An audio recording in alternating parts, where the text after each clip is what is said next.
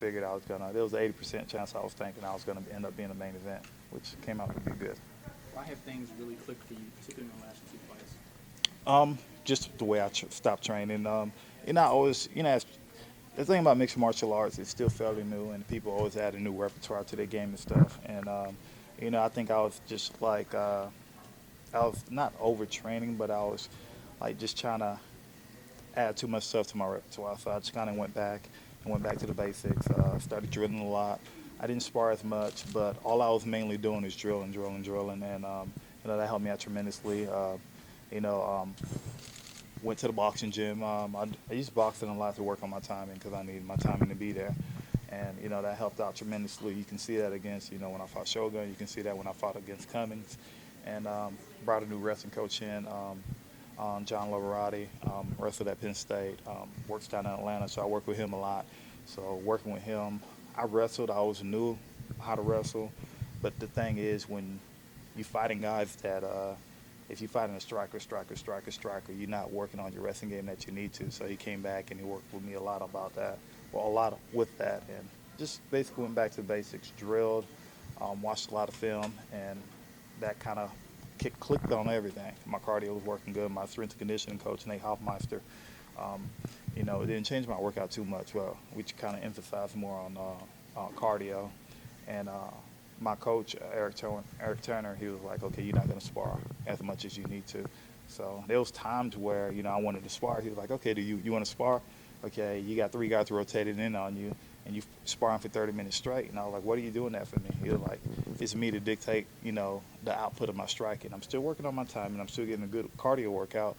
But at the same time, he knows that I'm not going to go gun-ho and wear myself completely out. And, I'm not going to try to hurt myself. I'm working, but at the same time, I know I'm doing this for 30-minute duration, and I can't, give everything I got within that whole 30 minutes. So, that helped out a lot tremendously.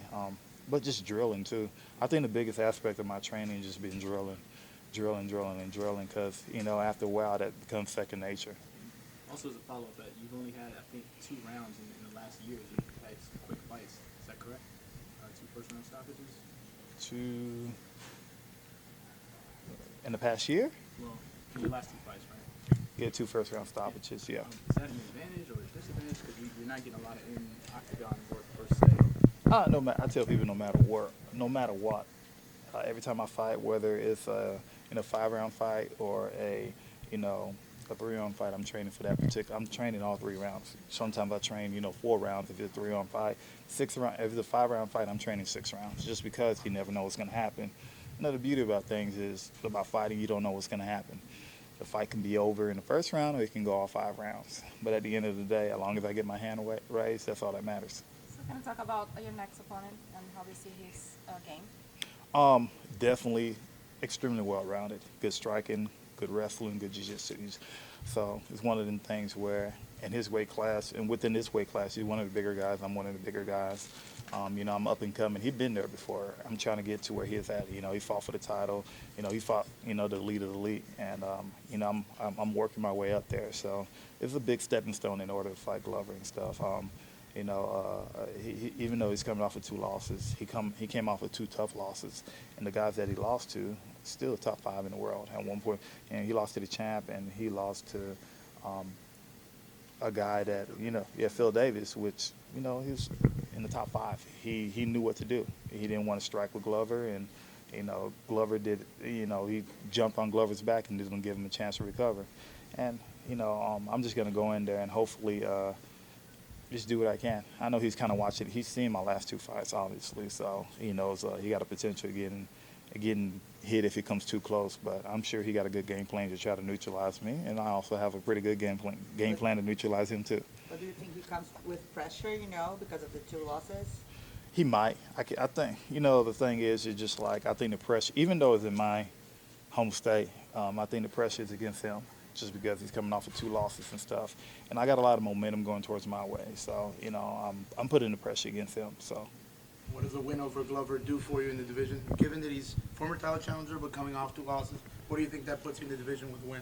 I'm hoping it puts me in within the top 3. That's what I'm hoping.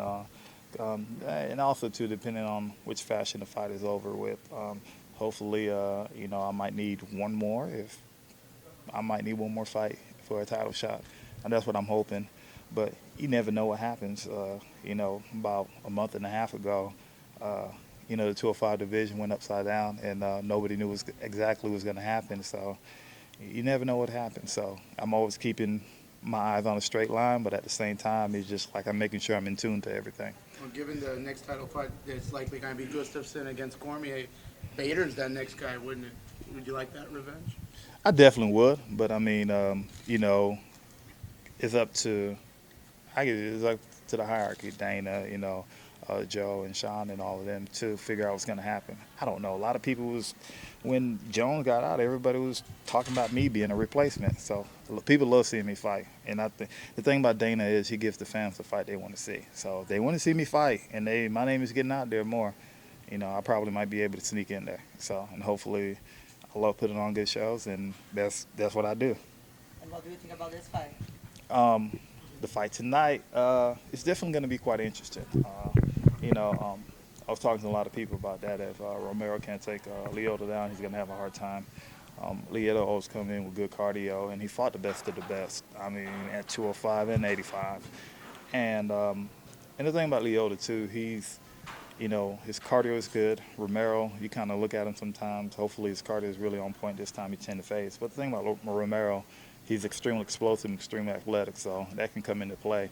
The thing about Lyoto, he kind of baits people into doing a lot of things. So it should be quite interesting to see what happens. And, at the end of the night, I think I'll give Lyoto a slight edge. And Cormier and Gustafsson. With Cormier and Gustafsson, Cormier is he's too smart.